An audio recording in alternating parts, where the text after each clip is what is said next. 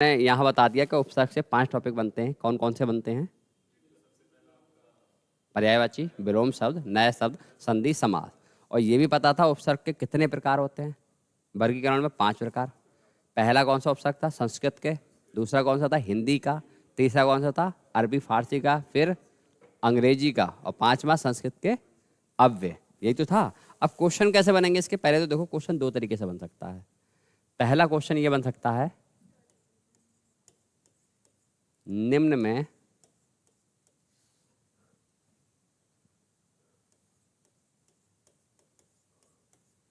संस्कृत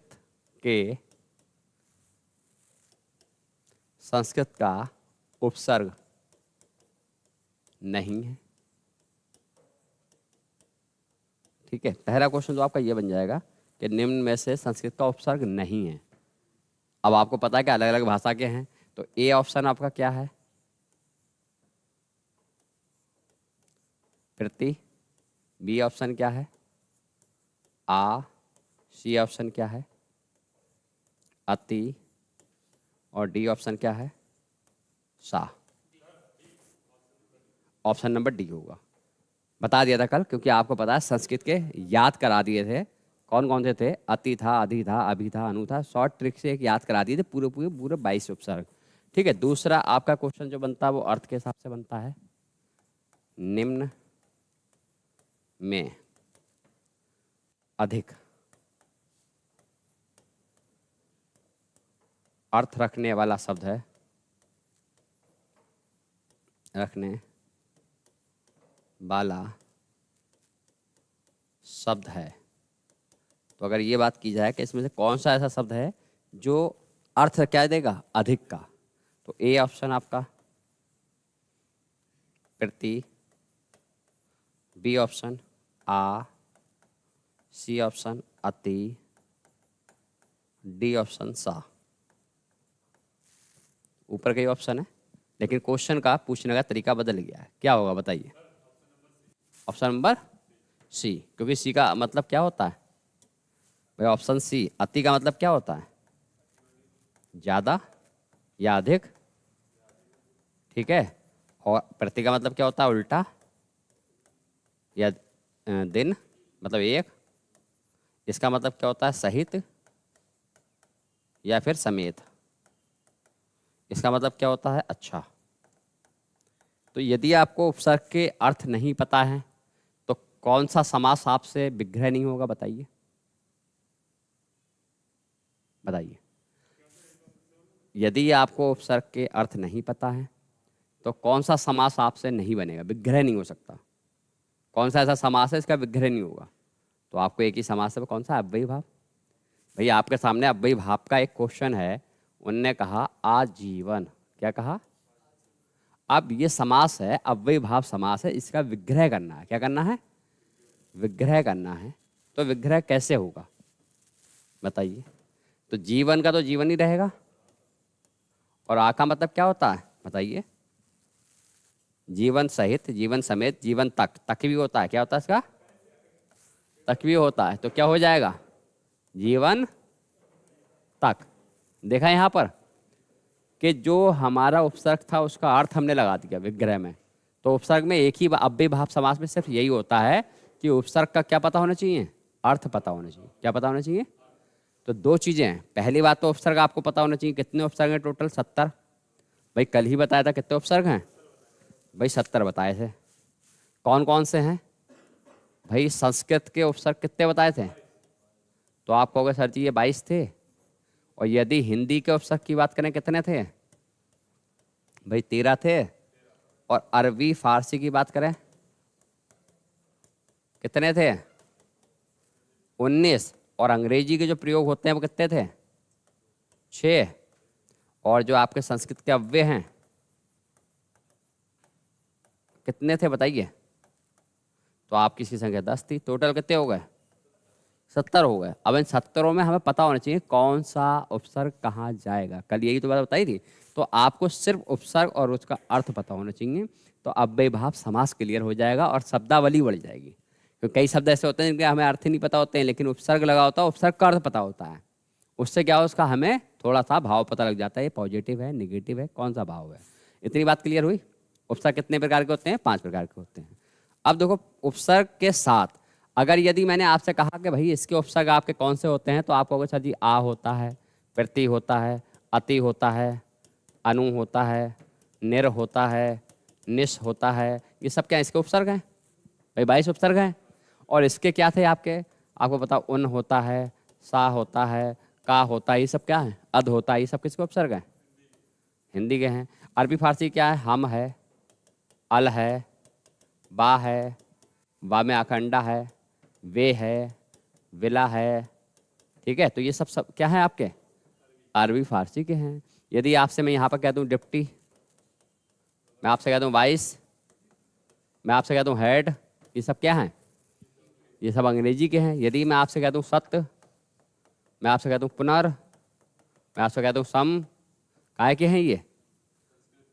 तो सबसे पहली बात तो हमें 70 उपसर्ग पता होना चाहिए ना। 70 उपसर्ग क्या संस्कृत के कौन से हैं, हिंदी के कौन से हैं, अरबी फारसी के कौन से हैं, और अंग्रेजी के कौन से हैं, और संस्कृत के अव्यय कौन से हैं। 70 उपसर्ग आपको पता होना चाहिए और कोई बड़ी बात नहीं है। कल मैंने 22 आसानी से याद करा दिए थे एक ट्रिक के माध्यम से। ठीक है, अब यहाँ पर कुछ उपसर्ग हैं। कौन से उपसर्ग हैं? जो कल याद कराए थे, संस्कृत के 22 उपसर्ग। भाई देख तो रहा है, थोड़ा हल्का है, कोई दिक्कत नहीं, दिख रहा है। अब इन्होंने क्या कहा कि हमारे पास उपसर्ग होते हैं अति, अधि, अनु, अभि, अव, अप, आ की आकृति 7 होते हैं। कल ही बताया था कि आ की आकृति से कोई पूछे तो आ से कितने होते हैं? भाई जो 7 होते हैं वो कौन कौन से होते हैं? तो आप अति कर दो, अधि कर दो, अभि कर दो, अनु कर दो, अब कर दो, अप कर दो, आ कर दो। कुल मिलाकर ये 7 के साथ किससे? आ की आकृति से आसानी से याद हो सकते हैं। 2-4 बार प्रैक्टिस करोगे तो यहाँ पर जो अति है उसका मतलब क्या है? अधिक। इसका मतलब जहां भी अति लगा होगा ऑटोमेटिकली उस शब्द में अधिक का भाव आएगा। क्या आएगा? अधिक का भाव आएगा। अब कहीं कहीं अति दिखेगा, कहीं कहीं अति नहीं दिखेगा। जहां अति नहीं दिखेगा वहां पर हमें संधि बनानी पड़ती है, इसलिए तो उपसर्ग इंपॉर्टेंट है। संधि बनती नहीं बनती है? जैसे आप 2 शब्द देखो, पहला शब्द आपका है पहला सुंदर। क्या है? तो सुंदर कौन है? खूबसूरत व्यक्ति सुंदर है। लेकिन अगर आप से ज्यादा कोई सुंदर आ जाए तो क्या होगा? अति सुंदर। मतलब सुंदर से भी ज्यादा सुंदर। अति का मतलब क्या होता है? ज्यादा होता है। क्या होता है? समझ में आया? ठीक। अब एक शब्द आपके ऊपर है कि आप एक तरीके का आचरण, आपका आचार जो सीधा है, और आपके साथ क्या हो गया? अत्याचार हो गया। क्या हो गया? अब अत्याचार में उपसर्ग क्या है? छोटा उपसर्ग छोड़ेंगे, इसमें भी अति है और इसमें भी अति है, तो ये तो बच्चों वाला है, ये तो दिख रहा है साफ साफ अति। लेकिन क्या उसमें अति दिख रहा है? फिर क्या करना पड़ेगा? हमें संधि बनाना पड़ेगी। और संधि कौन सी है? यड़ संधि है। यड़ संधि का नियम होता है कि आज से पहले आधा शब्द लगा हो तो इसको आप तोड़ोगे तो क्या हो जाएगा? अति धन आचार। तो अति निकल आया, नहीं निकल आया? तो जो इस टाइप के शब्द होते हैं जिसमें हमें उपसर्ग निकालने के लिए संधि का प्रयोग करना पड़ता है, समझ रहे हो, तो वो जटिल हो जाते हैं। अब यहां पर है अधि का मतलब ऊपर या श्रेष्ठ। क्या है? इसका मतलब जिसके ऊपर भी अधि लग जाएगा वो क्या हो जाएगा? या श्रेष्ठ हो जाएगा। जैसे आपने कहा नायक हैं, कौन? शाहरुख खान। लेकिन इनसे भी ऊपर कोई है? अधिनायक अमिताभ बच्चन। नायकों के नायक, अधिनायक। इसका मतलब सब में क्या है? ये श्रेष्ठ हैं। फिर आपका है अध्यक्ष। तो यहां पर भी छोटा आ है या अधि उपसर्ग है? अरे भाई समझो, यहां से पहले आधा है, यड़ संधि बन गया है, तो आप सर कहोगे कि यहां पर भी अधि धन अक्ष निकल रहा है। क्या निकल रहा है? तो उपसर्ग तो अधि मिल गया, नहीं मिल गया? तो मिला कैसे ये उपसर्ग संधि से मिला। तो उपसर्ग का बहुत बड़ा रोल रहता है संधि में, बहुत बड़ा रोल रहता है समास में, विलोम में, पर्यायवाची में। तो उपसर्ग को बच्चा मजाक लेता है। मैंने आपसे क्या कहा कि उपसर्ग को लेता है मजाक में कि जो शब्द शुरू में लग जाए वो उपसर्ग होता है, बस थोड़ा बहुत पढ़ लो, निकाल ही लेंगे सर। अधिकार में अधि दिख रहा है, अनुमान में अनु दिख रहा है, दिख रहा है नहीं दिख रहा है? मगर जब जटिल शब्द होते हैं 4 ऑप्शन में तो उसके यही समझ में नहीं आता उपसर्ग है क्या। याद नहीं करना है, समझना है। याद तो करना ही नहीं है। वैसे याद करने वाला याद भी कर लेता है। हमने कल 22 याद कराए थे, अगर 2-4 बार प्रैक्टिस मारोगे तो क्या याद नहीं होंगे? अच्छा एक बात बताइए, यदि आपकी 60 मिनट की क्लास है बेटा, कितनी है? और 60 मिनट में डिस्कशन वगैरह सब होता है, समझाना होता है, तो कायदे की क्लास 20 ही मिनट पढ़ाई जाती है और बाकी 40 मिनट तो 20 मिनट लिखे हुए को समझाना पड़ता है। अब वो 60 मिनट का लॉट हमारे पास 24 घंटे में आपकी वापसी होती है, तो उस 24 घंटे में आपका टाइम टेबल ऐसा नहीं है कि इसको तैयार करके आएँ। फिर घर पे काहे का टाइम टेबल बना रहे हो आप? कुछ नहीं बना रहे हो, खाली घर वालों को दिखावा दिखा रहे हो कि हम पढ़ाई कर रहे हैं, सिलेक्शन के लिए सीरियस हैं। तो कोई सीरियस नहीं है। सीरियस का मतलब पता क्या होता है कि यदि आपको यहाँ पर भाई 4 आवर्स पढ़ाई गई है क्लास, 4 आवर्स मतलब 4 घंटे क्लास पढ़ाई गई है और आपको 24 घंटे में वापसी करना है और तुम ये 4 ही घंटे का तैयार नहीं करके आए हो और अगले दिन आपसे पूछा जा रहा है, अरे सर याद नहीं हुआ। याद नहीं हुआ क्या मतलब? याद किया ही नहीं तुमने। इसका मतलब आप उसको सीरियस लेके बैठे ही नहीं थे। आपने सोचा कि हमारे दिमाग में आ गया समझ में, और हम हैं कौन? चिट्ठी, रोबोट। एक ही बार में हमारे दिमाग से सब पेपर में आ जाएगा और जब पेपर करने बैठोगे तो अंकुर क्या कहोगे? अरे सर कुछ समझ में नहीं आया, पता नहीं क्या था। अब ये क्या है आपके सामने? तो अनु का मतलब क्या होता है? तो अब आपको अर्थ तो पता होना चाहिए। करण का मतलब क्या होता है? करण। करण का मतलब करना। अब अगर यहां पर आपके सामने एक शब्द आ गया, क्या आ गया? तो अनुकरण क्या होता है बताइए? पीछे पीछे बोलना। यदि मैंने कहा अनु का मतलब पीछे या समान, तो आपसे पूछूंगा अनु का मतलब, आप क्या कहोगे? पीछे या समान। अब अनुकरण का मतलब पीछे हुआ या समान हुआ बताइए? पीछे हुआ ना। और एक शब्द है आप अनुसार, अनुसार या अनुसरण। तो अनुसार या अनुसरण और अनुकरण। अनुकरण का मतलब क्या हुआ? पीछे पीछे बोलना। अनुसार का मतलब क्या होता है भैया? समान चलना, मेरे अनुसार चलो। अगर मैं कह रहा हूँ इस रोड पे चलना है तो इसी रोड पे ही चलना है। अगर मैं कह रहा हूँ बैठे रहना है मेरे साथ तो तुम बैठे ही रहो। इसका मतलब मेरे जैसे चल रहे हो। तो वहां क्या अर्थ दे रहा है वो? और जहां पर आपको पीछे बोलना है तो इसके 2 अर्थ होते हैं। तो जब भी आप शब्द पढ़ोगे तो शब्दावली में ये ध्यान दिया करो कि शब्दों के अर्थ निकालना आ जाए धीरे धीरे, क्योंकि शब्दों के अर्थ निकलेंगे तभी 2 शब्द टूटेंगे। एक क्या है? संधि। देखो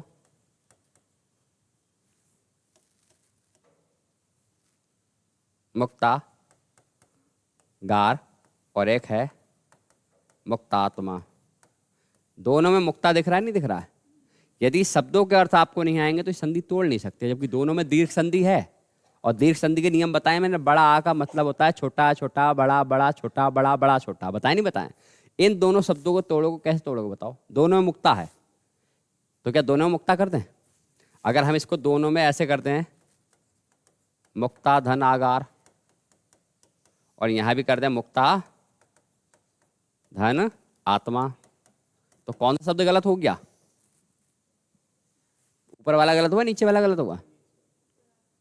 ऊपर वाला ठीक है, नीचे वाला गलत हुआ। आप देखिए कि मुक्ता और यहां मुक्ता, तो पहली बात देखो मुक्ता का मतलब क्या होता है और मुक्त का मतलब क्या होता है? दोनों का अर्थ है। मुक्त का मतलब होता है फ्री होना, मुक्त का मतलब होता है जगह, स्पेस। तो इन्होंने कहा है मुक्तागार। आगार का मतलब होता है एक जगह और मुक्ता मतलब होता है उसके अंदर बना हुआ। जैसे आपने सीप देखी हुई, सीप देखिए तो उसके अंदर जो आगार होता है, एक जगह होती है, उसको मुक्तागार कहते हैं। अब वो फ्री थोड़ा होता है। लेकिन आत्मा कैसी होती है? फ्री होती, तो इसलिए उसको हम क्या कहते हैं? आत्मा कैसी हो गई आपके शरीर से? भाई मुक्त हो गई। कैसी हो गई? मुक्त। तो इसलिए यहाँ पर हम मुक्त लगाएंगे और यहाँ क्या लगाएंगे? मुक्ता लगाएंगे। दोनों शब्द के अर्थ सही हैं, मगर शब्द पे भी तो ध्यान देना है। देखो और देखो, एक शब्द आपके सामने शब्द है पीतांबर, नीलांबर। अच्छा, इसमें भी अंबर है और इसमें भी अंबर है, लेकिन इन दोनों अंबर के सेम शब्दों के अर्थ अलग हैं। ऊपर वाले में अंबर क्या है? वस्त्र। और नीचे वाले अंबर का मतलब क्या है बताइए? आसमान है। तो आप खुद देखिए कि इस अंबर का मतलब है वस्त्र और इसका मतलब क्या है? आसमान है। तो शब्दों के हाथ से है ना। पीतांबर मतलब पीले वस्त्रों वाला, अर्थात विष्णु भगवान। और नीलांबर मतलब नीले आसमान। अब नीला वस्त्र तो नहीं हम कह सकते। तो शब्दों के हिसाब से एक एक शब्द का अर्थ बदलता है। अब शब्दावली ही आपकी कमजोर है तो ये ध्यान रखो, हिंदी कितनी भी पढ़ लो, अगर शब्दावली सीरियसली नहीं पढ़ रहे हो तो भाई आगे बड़ी दिक्कत होगी। और शब्दावली की पकड़ है आपकी तो हिंदी भाषा ऑटोमेटिकली आपको अच्छी लगने लगी, आपको लगेगा कि हमारा कोई लेवल है, और जिसका लेवल होता है सिलेक्शन भाई वही लेता है। उसके बाद क्या है हमारे सामने, बताइए शब्द क्या है? शब्द हमारे सामने हैं, बनाते जाइए फटाफट, क्योंकि ये ऑलरेडी उपसर्ग से मतलब नहीं, शब्द बनाइए। अभी का मतलब होता है सामने, चारों ओर या पांच। क्या हो जाएगा बताइए? बहुत बार शब्द सुना होगा, अभितः, परितः। तो अभितः का मतलब क्या होता है? चारों ओर से घिरा हुआ। और बताइए। अभियंता बहुत शब्द हो जाएंगे, अभिमान हो जाएगा, नहीं हो जाएगा? अभिमान, ठीक है। अब सामने, अभिमान कब होता है? अच्छा एक शब्द और सुना होगा आपने, अभिषेक। अभिषेक का मतलब क्या होता है बताइए? अरे शेक में नहीं, यहाँ पर मिल्क शेक बादाम थोड़ी है। अभिषेक का मतलब होता है जब किसी राजा को कोई पद दिया जाता है तो पूरी जनता के सामने क्या किया जाता है, उसका अभिषेक किया जाता है, तिलक किया जाता है, उसको अभिषेक कहते हैं। बाहुबली में देखा होगा आपने, है नहीं? अभिषेक होना था बाहुबली का, लेकिन होता किसका है? अभिषेक का मतलब इसे सम्मान देना, सम्मान करना। मतलब उसको, जैसे आपको एक चीज़ है, आपको यहाँ पर लाकर और कोई प्राइज दिया जाए कि यहाँ पर टेस्ट में तुम नंबर बनाए हो, और फिर प्राइज ऐसे नहीं दिया जाएगा क्योंकि आपने अच्छा काम किया, आपने जंग जीती है, तो आपको यहाँ बाकायदा वो दिया जाएगा, सम्मान प्लस आपका तिलक किया जाएगा, सबके सामने आपको उजागर किया जाएगा कि आपका लेवल क्या है इस जनता के सामने। तो अभिषेक हर किसी का थोड़ा होता है, मगर किसके सामने होगा? सबके सामने होगा।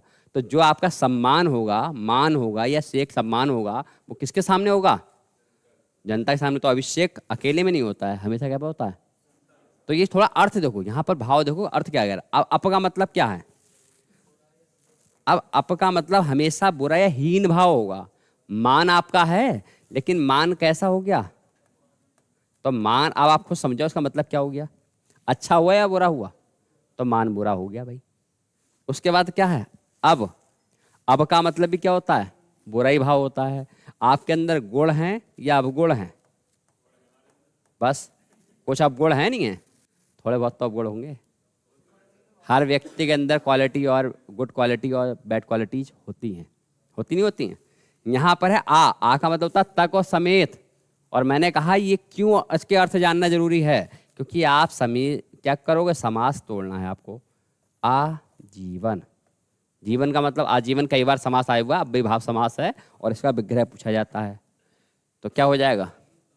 जीवन समेत या जीवन भर। तो अव्ययीभाव समास का विग्रह कैसे होता है?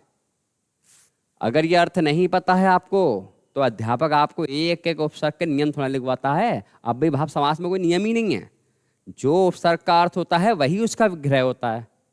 अब हमने उपसर्ग ही नहीं पढ़ रखे हैं, हमें उसके अर्थ ही नहीं पता है, बस पहचान लेते हैं, जहाँ उपसर्ग मिल जाए अव्ययीभाव पर टिक कर दो, खेल खत्म। ऐसा नहीं होता है भाई।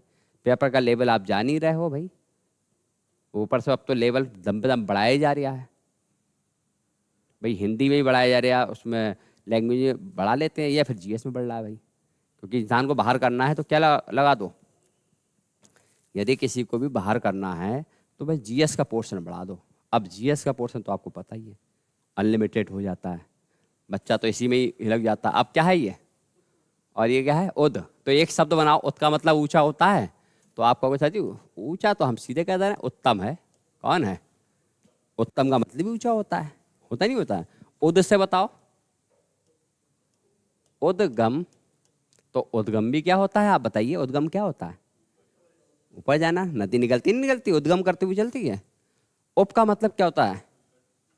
अब निकट का मतलब होता है कि समीप।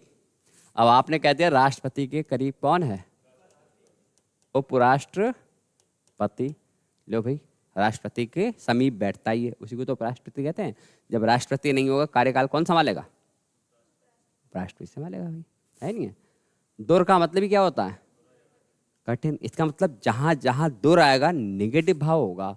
अब क्या हो सकता है? जैसे कि आप कैसे हो?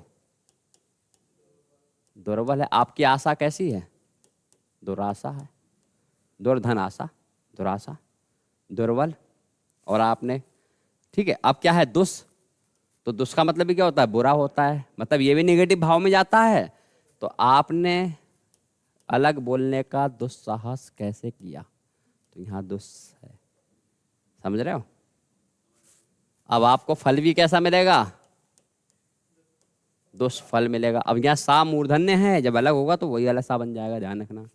नी का मतलब क्या होता है, या फिर अधिकता भी हो जाती है या फिर नीचे भी चला जाता है।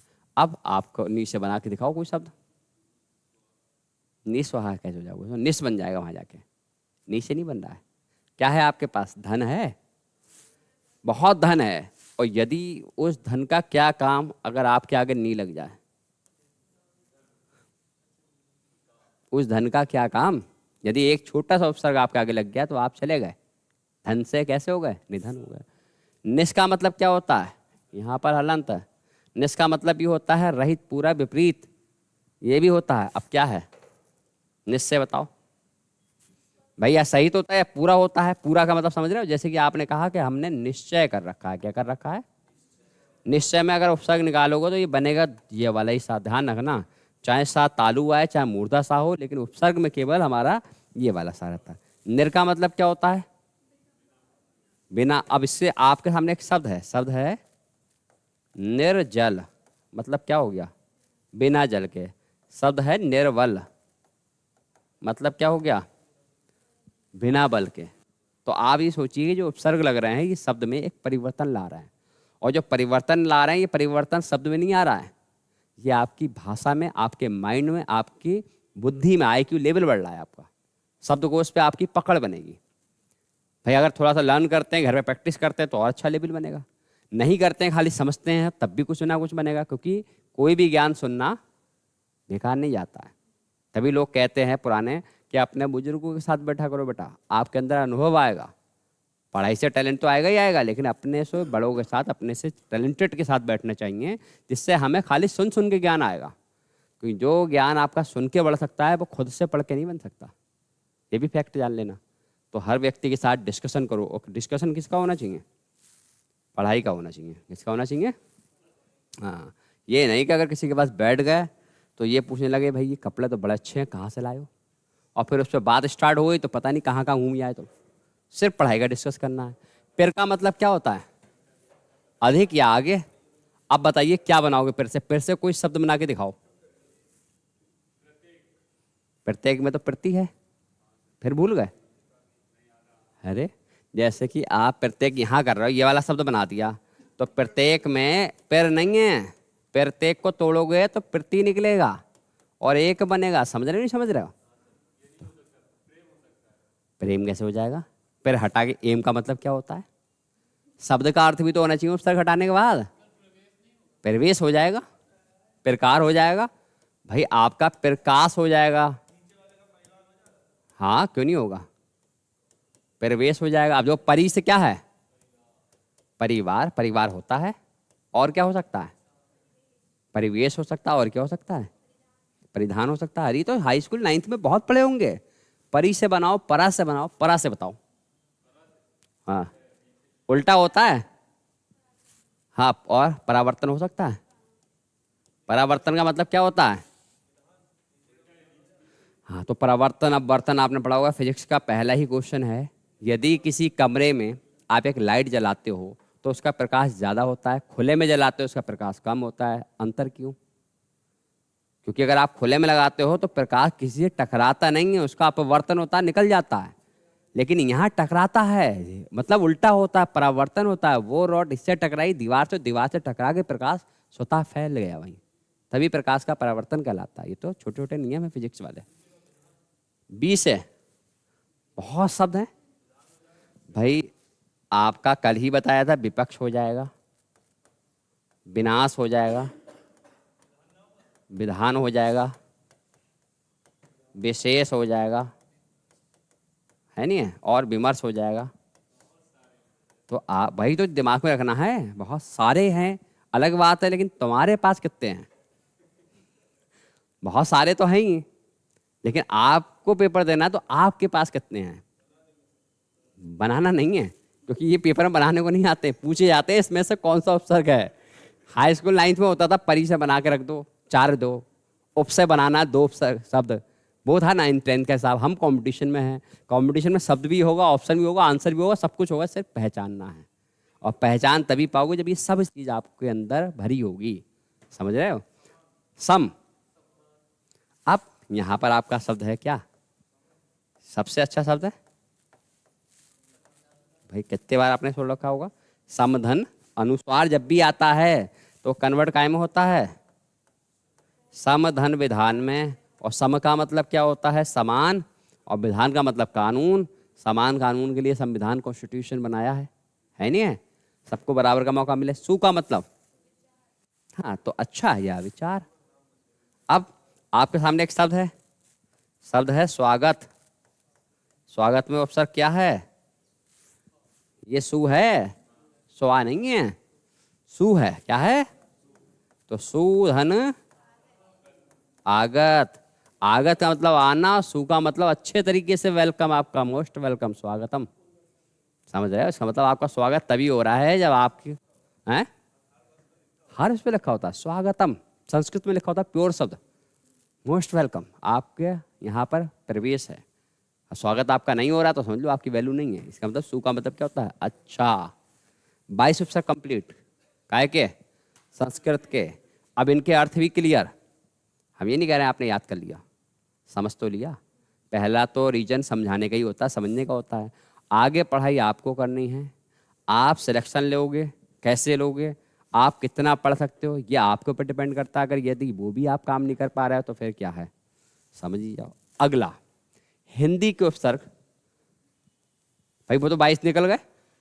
अब हिंदी के उपसर्ग देख लो, इनकी शक्ल देख लो, सूरत देख लो। क्या है भाई आपका? आ है। आ का मतलब अभाव होता है या निषेध होता है। निषेध का मतलब निगेटिव भाव। जैसे आपने कहा आ सभ्य, क्या कह दिया आपने? तो सभ्य का मतलब सिविलाइज्ड होता है। कैसा होता है?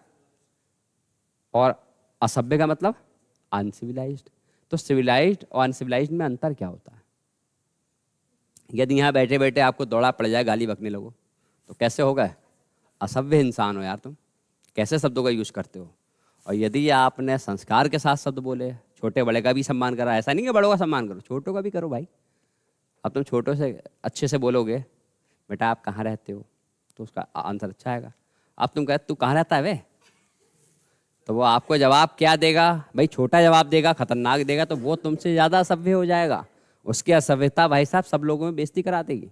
बड़ा तुमसे कुछ कह देगा तो इतना फर्क नहीं पड़ेगा, लेकिन कोई छोटा बच्चा आपको जवाब दो, वो भी वैसा ही टिट फॉर टैट वाला, तो उससे बड़ा तो असभ्य कोई दिखेगा ही नहीं। अब शब्द है अन। क्या है?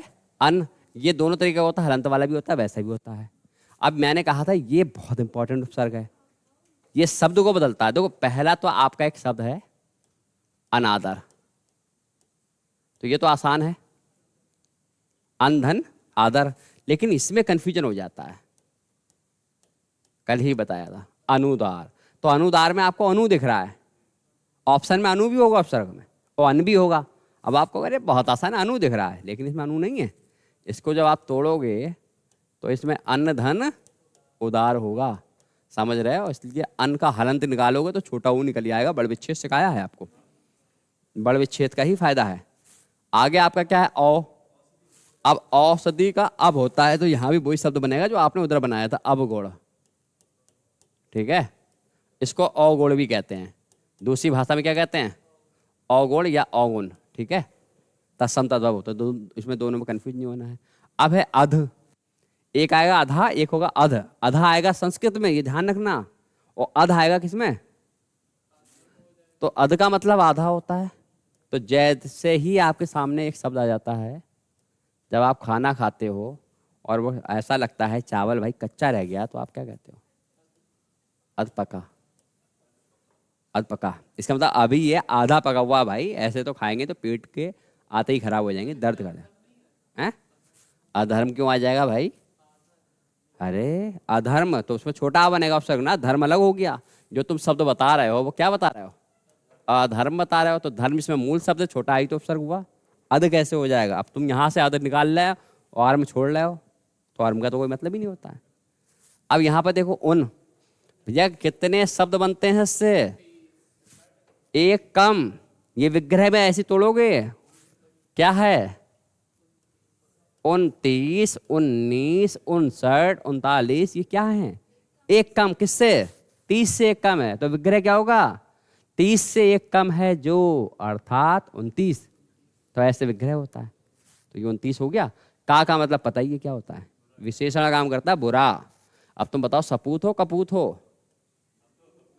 हाँ, तो बस समझ जाओ, बुरे पुत्र हो, ठीक है। कपूत का मतलब, पूत मीन्स पुत्र, और का मतलब बुरा।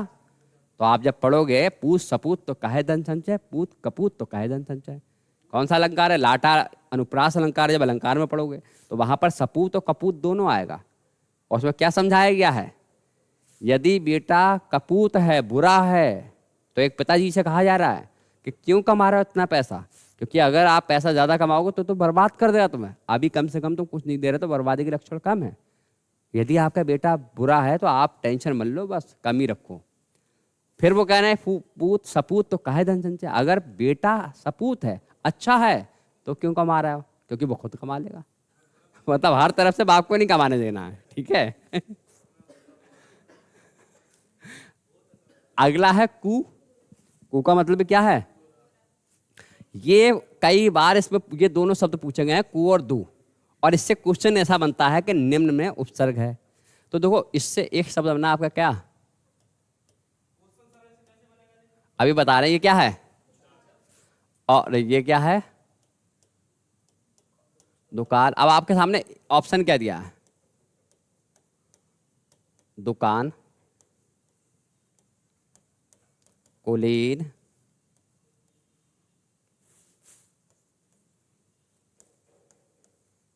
कुशाल, और कौन सा है? दुकाल और ई, सी एंड डी दोनों।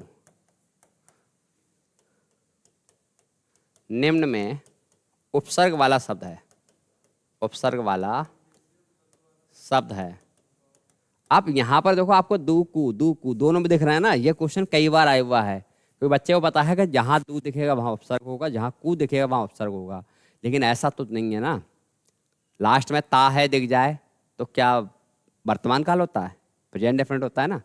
इंग्लिश में आप पढ़ते हो तो लोग शॉर्ट में पढ़ाते हैं। यदि वाक्य के अंत में ता है, ती है, ते है, तो क्या होता है? प्रेजेंट डेफिनेट होता है। जैसे कि वह पढ़ता है, सर ता है आ गया, वह जाता है, ता है आ गया। अब सेंटेंस बदल गया, वह कुत्ता है, तो कुत्ता में तो ता है आ गया लास्ट में। तो इसका मतलब वो ता दिख गया तो प्रेजेंट डेफिनेट हो गया। शब्दों, पूरे शब्द को नहीं समझोगे, शब्दों को जो समझोगे, पढ़ता है, जाता है, वो क्रिया में ता लगा है। लेकिन ये जो एक नाम है ना कुत्ता, और ता है लास्ट में दिख ही रहा है, तो यहाँ कॉमन सेंस थोड़ा तो लगाओगे कि सर नहीं, ता है डेफिनेशन लगवाई थी, ता है आ गया लास्ट में, वही देख लेते हो, इसलिए कंफ्यूज हो जाता हो। अब यहाँ देखो, आप कह रहे हो सर दू, और यहाँ देख रहे हो आप कू कू दू। अब ऑप्शन क्या है कि कोई शब्द इसमें ऐसे हैं जिसमें उपसर्ग नहीं है। हाँ, सी और हाँ, तो ज्यादातर नहीं लगाएंगे, लगाना ही यही है भैया, आंसर ही यही है। ज्यादातर लोग नहीं, जो लगाएंगे उनका ही सही जाएगा। आप सुनो, दुकान में दू उपसर्ग नहीं है। क्यों नहीं है? क्योंकि ये मूल शब्द है भैया। अब आप कहो तो दू का मतलब बुरा होता है, तो क्या बुरा कान किसी का होता है क्या? अर्थ भी देखो, ऐसा अजीब लग रहा है। अब है कुलीन। कुलीन में कुल है मूल शब्द, ईन पड़ता है, तो कु उसमें भी नहीं है। लेकिन यहाँ पर शब्द क्या है? देखो, एक डंडा ज्यादा लग गया। क्या है? कुचाल। क्या है? तो चाल क्या बुरी हो सकती है? होती है भाई। आप जिस चाल से चल रहे हो, चाल का मतलब ये नहीं कि पैरों से चलना और लंगड़ा लंगड़ा के चल रहे हो, उसको बुरा नहीं कहते हैं। आप जिस चाल से चल रहे हो पढ़ाई में या किसी चीज़ में, जैसे आप पढ़ रहे हो रोज का रोज 2-2 घंटे याद कर रहे हो, अच्छी चाल है, सुचाल। लेकिन आप भाई पूरा पूरा यहाँ पर आ रहे हो, कुछ भी याद नहीं कर रहे हो, सिर्फ कॉपी में नोट्स बनना है दूसरों को दिखाने के लिए। कलरफुल है, देखो रेड, ग्रीन, ब्लू, हर पेन का यूज हुआ है। नोट्स हमारे देख के आप बेहोश हो जाओगे, इतने खूबसूरत नोट्स। लेकिन कुछ पूछोगे, अरे यार अभी याद नहीं किया। तो कॉपी के नोट्स सुनाएंगे पेपर में। कहने का मतलब ये है, नोट्स भी बनाकर रखो। नोट्स अच्छे बनाने से ये फायदा होता है कि अपनी कॉपी पढ़ते हुए मजा आता है। नोट्स उल्टे सीधे होते हैं, खुद की कॉपी देख के लगता है ये हमने लिखा था, तो मन नहीं होता। तो अच्छी कॉपी से ये फायदा होता है। तो इसका मतलब ये तो हो ही नहीं सकता। अब कुलीन हो नहीं सकता। चाल तो अच्छी है, चाल कैसी है? बुरी है, दुकाल। अगर आपकी नौकरी नहीं लगी तो समय कैसे चल रहा? काल का मतलब समय होता है। भाई बुरा समय चल रहा है सर, अभी नौकरी नहीं लग रही, बड़े मुश्किलों से, बड़े हालातों से आ रहे हैं यहाँ तक, तो इसका मतलब ये सही है ना। तो दोनों ऑप्शन सही है, सी और डी सही, तो सी और डी ऑप्शन ही होगा। अब सी और डी दोनों सही है तो एक पे तो लगा नहीं सकते हैं, तो एक ऑप्शन ऐसा ही मिल जाता है कि वास्तविकता में जो आंसर दोनों होते हैं उनको ऐसे करके चुनना पड़ जाता है। तो ये उपसर्ग वाला कोई मजाक वाला टॉपिक थोड़ा नहीं है। अच्छा खुद बताओ, वास्तविकता में कैसे पढ़ते हैं उपसर्ग लोग, बताओ। क्योंकि मैंने खुद देखा था जब मैं पढ़ता था, इतना ही बता दिया कि उपसर्ग शुरू में लगता है और भाई खेल खत्म। ना तो उसका अर्थ बताते हैं ना उसके कन्फ्यूजन क्वेश्चन बताते हैं कि कैसे कैसे बन सकता है। और फिर हमारे पास उपसर्ग का टॉपिक आता है, उपसर्ग गलत कर जाते हैं। अनुदार में अनु में टिक लगाया, बोले खुश हो गए। घर आए, बोले वो तो अन निकला, वहां पर अनु था ही नहीं। बोले नहीं, हमें तो अनु ही दिख रहा है। क्या दिख रहा है हमें? भाई हमें तो साफ साफ सर ये तो भ्रम है, ये पेपर गलत बनाया है, इसमें हमें क्या दिख रहा है? ऑप्शन क्या है? अनु। बी ऑप्शन क्या है? अनु। सी ऑप्शन क्या है? अन। और डी ऑप्शन क्या है? अन। अब वो कह रहे हैं इसमें उपसर्ग क्या है, तो 99% लोग अनु लगा देंगे, अनु दिख रहा है, दिख रहा है। लेकिन अनु के बाद दार का मतलब क्या है, ये भी ध्यान देना, दार का कोई मतलब यहां नहीं है। तो शब्द बनाना है ना, तो अब बनेगा क्या इसका अगर तोड़ोगे? तो अगर हम यहां पर अन नहीं निकालेंगे तो छोटा ऊ उधर निकलेगा नहीं। अब छोटा ऊ यहां से निकले आया, अब क्या बचा? दार। उदार का मतलब होता है, उदार का मतलब होता है। आप बहुत उदारवादी हो नहीं हो? बताओ उदारवादी कौन होते हैं? यदि रास्ते में कोई गरीब मिल जाए और आप आ रहे हो बाइक से और आपको पता है कि भाई मेरा इसमें ज़्यादा लॉस नहीं होगा, पीछे बिठा लो इसे, तो ये आप उदारवादी हो। लेकिन आप जा रहे हो और वो आपकी गाड़ी पे आपने लात मारी, चल वे, हाँ तेरे लिए मैं अपनी गाड़ी रोकूं फिर तुझे बिठा लूं, तो ये क्या है? फिर ये उदारवादी लोग थोड़े हैं। तो उदार का मतलब समझो क्या होता है। क्या ऐसा करोगे आप? बताओ। नहीं करते हो। ज़्यादा उदारवादी व्यक्ति की भी कोई वैल्यू नहीं होती है। हैं? किसका? नहीं, ऐसा नहीं, बहुत अच्छी बात है ये तो। भाई किस्मत तुक्का नहीं कहो, आपने पढ़ तो रखा है, ऐसा नहीं है। वास्तविकता ये है कि आप जिसको तुक्का बोल रहे हो वो तुक्का नहीं है, वो वास्तविकता में आपकी मेहनत है, लेकिन आपने सिर्फ पढ़ा था, उसको कायदे से नहीं पढ़ा, तो आप जो तुक्का लगा रहे हो वो ठीक लग जा रहा है। जो ना पढ़े हुए लोग हैं उनका कभी तुक्का ही नहीं भिड़ता है। मैं कह रहा हूँ ए मांगते हैं बी मिलता है, बी मांगते हैं तो ए मिलता है। ए ऑप्शन लगा के आएंगे, बी आंसर निकलेगा, कहेंगे अरे यार पड़ोस का ही था। बोले मैंने बहुत देर अक्कड़ वक्कड़ की, इधर उधर देखता रहा, जब वहां दो दिखा मैंने दो लगा दिया, वो निकला ये। मगर आपका पढ़ा हुआ है तो आपका तुक्का अच्छा लगेगा, ध्यान रखना। और जिनका अच्छा पढ़ा हुआ है उनको तुक्का ही नहीं मानना होता है, वो सटीक होते हैं, वो पेपर देकर उनको पता लग जाता है कि मेरा सिलेक्शन कोई रोक नहीं सकता। और जो 20 के लोग होते हैं वो तुक्का जो मार्क आते हैं उनको कन्फ्यूजन रहता है, पता नहीं यार क्या होगा इस क्वेश्चन में। और जो कतई भाई साहब खाली तुक्के ही मार के आते हैं उनको तो एक ही रिजल्ट है, नहीं है भाई, तो उनकी ना टेंशन, चेहरे पे कुछ नहीं होता उनका, पढ़ते ही रहते हैं। और घर पे ऐसे दिखाएंगे, बताइए हमारा रह गया। माँ बाप भी क्या कहते हैं? हमारे बच्चे की किस्मत खराब है। अबे बच्चे की किस्मत खराब है, बच्चे ने तुम्हारी किस्मत खराब कर दी। बच्चा पढ़ने का चाह रहा है, इधर आ जाओ। पर का मतलब क्या है? पर का मतलब है दूसरा। ये हम किस लोक पे हैं? हम लोक पे हैं, तो हम जाएंगे कहाँ एक दिन? तो हम दूसरी जगह पे भी चले जाएंगे, ठीक है, पर लोक पे भी जाएंगे। बिन, तो बिन का मतलब बिना ही होता है, ठीक है। अब आपकी लड़ाई हो गई तो आप क्या कहोगे? बिन वजह। बेवजह भी होता है, बिन वजह भी होता है। और एक अरबी में आएगा बिना, आएगा बिना वजह भी होता है। एक बिला भी होगा, बिला वजह भी, सेम सब क्या अर्थ होते हैं। बिन वजह भाई साहब खुरापात हो गई। अब बिन वजह तो कुछ होता ही नहीं है, हर चीज़ के लिए वजह चाहिए होती है, नहीं होती है? बताइए, बिन वजह कुछ हो जाएगा? आप जा रहे हो, आपकी लड़ाई हो गई तो उसके लिए वजह पहले ही तैयार हो गई है। या तो आप घर से निकले बीपी हाई लेके और रास्ते में धोखे से कोई टकरा गया, आपने लात मारना स्टार्ट कर दी, टकराया कैसे? और यदि आप मूड सही से लेके चलना है, हल्का कोई टकरा गया तो आप उसे उठाओगे, चलो कोई बात नहीं भैया सही से चला करो। लेकिन आप तो पहले से गुस्सा में गई हुई हो, तो वहाँ पर वजह है, वो वजह आप नहीं नाप पाते हो। कई बार आप सामने अपने दोस्त को उल्टा सीधा सुना देते हो, अब वो कहता है हम समझाने वाली बात कर रहे थे, अब उसे क्या पता कि वो घर पे किसी सुन के आया है नहीं है? क्या है इसका? भर का मतलब होता है पूरा। तो आपका पेट तो हमेशा क्या है? तो आपने कैसा खाया? भर पेट। क्योंकि भाई आप किसी विवाह शादी में गए हैं और आपको 500 का नोट देना है उसे, तो 500 का वसूल तो करेंगे। गए कितने बजे हैं? 7 बजे गए हैं और तब तक खाएंगे जब तक शादी सिमट ना जाए, और घूमते फिरते भी कॉफ़ी पी लोगे।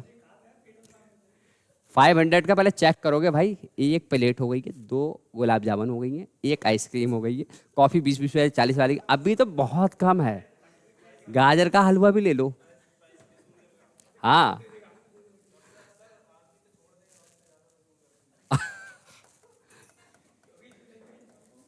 बस इसमें भाई कोई दो राय नहीं, वास्तविकता है इसमें है। नहीं फैक्ट है भाई। जब ऐसा है कि आपको भी पता है कि वहाँ घूमते ही रहना है, तो हाजमा तो होना ही है, तो खा ही लो ठीक से।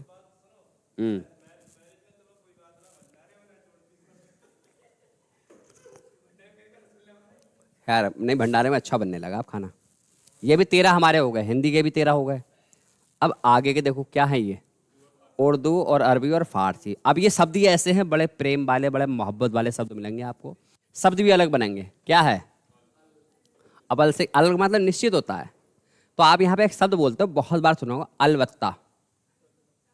ठीक है, अलबत्ता में ऐसा कर देता अगर आप नहीं होते, कर तो कुछ नहीं पाते, लेकिन एक निश्चित रूप देते हैं कि आप अगर नहीं होते तो भाई आज मैं उसको ऐसी की तैसी कर देता। आपने एक एग्जाम्पल देखा होगा, एक शेर के सामने एक कुत्ता बहुत भौंक रहा था।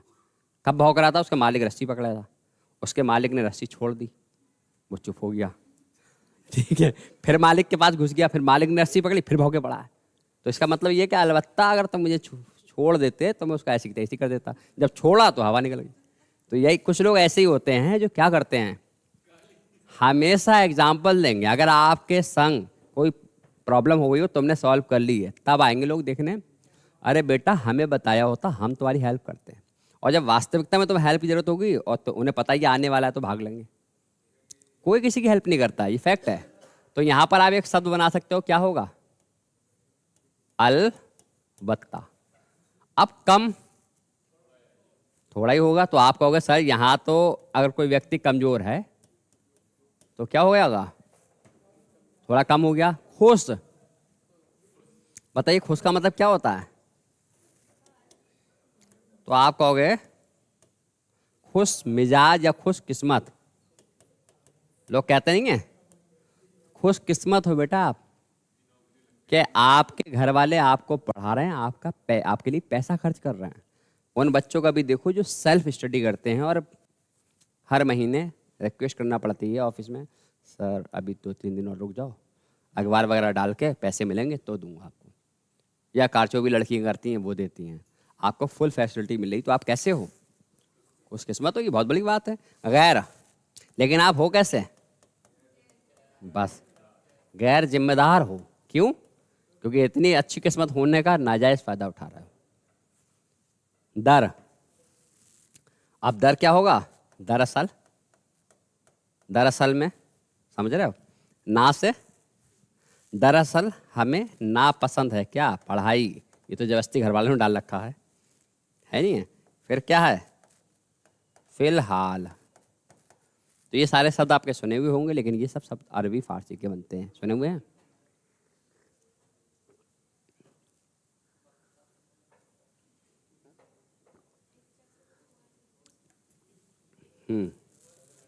और देखो, फी से, फी का मतलब प्रति होता है। प्रति मतलब देखो अरबी में ही बोला जाता है, यहाँ पर होता है फी आदमी फी औरत। मतलब क्या हुआ? आदमी के प्रति औरतों को वफादार रहना चाहिए, औरत के प्रति आदमियों को वफादार रहना चाहिए, वो रिश्ता टिकता है नहीं है? वाह से, बताइए, वाह से, वाह से, वाह से बताओ, वाह से पता लग रहा है कोई शब्द? अरे हाँ तो एक बता दो, तुम बहुत सारे हैं। हाँ अच्छा, बवाल हम कर भी दें, बा को हटा के बाल का क्या मतलब? अब ये वाला बाल थोड़ा आएगा, बकवास में बका आ जाएगा। बताओ। तो आपने कई बार शब्द सुना होगा बनाम। मतलब पाकिस्तान बनाम भारत, है नहीं है? तो ये युद्ध होता है, बनाम होता है किसी के प्रति। इसको इंग्लिश में कहते हैं वर्सेस। वर्सेस बोलते नहीं बोलते हैं। अब है वाह, तो वाह का तो पता ही होगा, वाह कायदा। भाई वाह कायदा, आपका आपको इज्जत मिलेगी, कायदे सहित आपको इज्जत मिलेगी, वाह कायदा। बद से वद, सूरत बहुत आसान है। बर से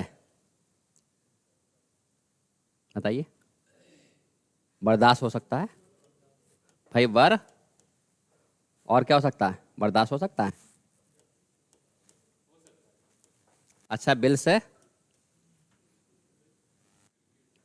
ये उर्दू शब्द हैं, थोड़े से दिक्कत करेंगे।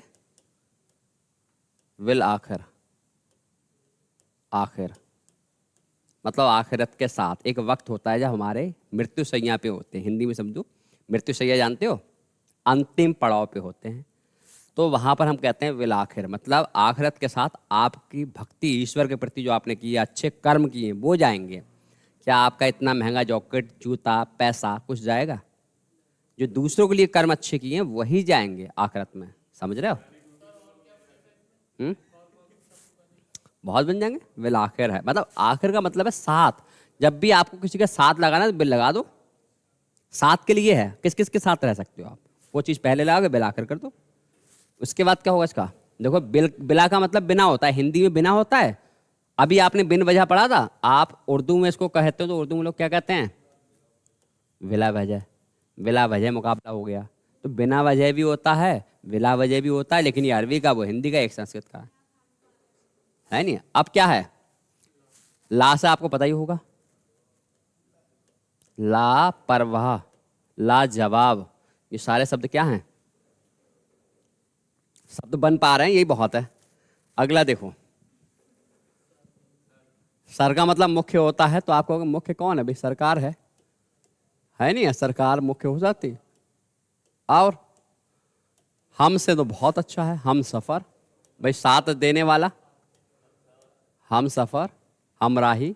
हर से हर दिन, हर रोज, मतलब हर दिन हर रोज कुछ भी लगा सकते हो। दिन हिंदी का होता है, रोज अरबी का होता है। वे से वे अदब, वे अदब, तो ये हमारे काय के हो गए, अरबी फारसी के भी हो गए। अब कौन से बचे हैं हमारे पास, अब हमारे पास अंग्रेजी के बच्चे हैं। इसके तो आप बना ही लोगे भाई, ये शब्द आपके सुने हुए हैं। सब से कौन होता है, तो सब इंस्पेक्टर हो गया। डिप्टी से डिप्टी कमिश्नर हो गया। वाइस से वाइस चांसलर हो गया। और जनरल से जनरल मैनेजर हो गया।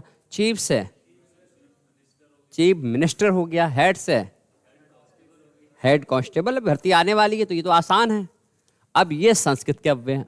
अध, अध जो है भैया ये कैसे आएगा, इसमें शब्द आ सकता है अधोमुखी। अधीन कैसे हो जाएगा इसमें, अधोमुखी। या फिर क्या आ सकता है, ये ओ की मात्रा विसर्ग संधि में जाती है, ओ को विसर्ग में कन्वर्ट कर देते हैं। अंता से क्या आ जाएगा, अंता जो शब्द है ये अंतर बनता है, विसर्ग हटा के अंतर बनता है, तो आपका क्या हो जाएगा बताइए।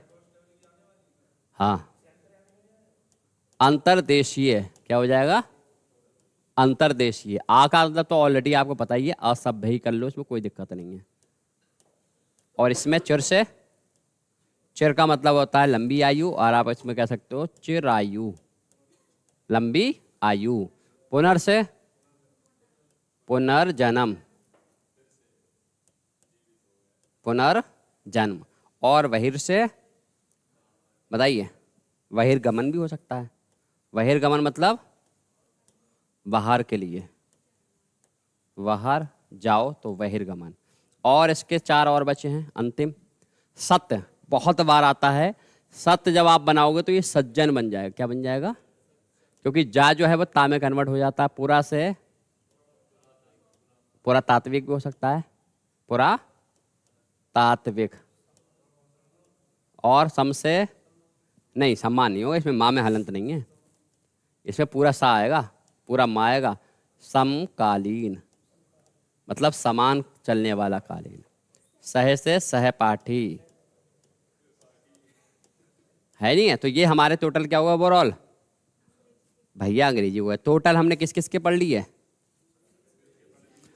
हमने 22 उपसर्ग संस्कृत के पढ़े, 13 हिंदी के पढ़े, 19 अरबी फारसी के पढ़े, 6 अंग्रेजी के पढ़े और 10 संस्कृत के अव्यय पढ़े। टोटल 70 उपसर्ग अर्थ सहित, उनके एग्जाम्पल सहित जान लिए, और जो वाद विवाद होते हैं वो भी जान लिए। ठीक है, तो ये आपका कंप्लीट हो गया।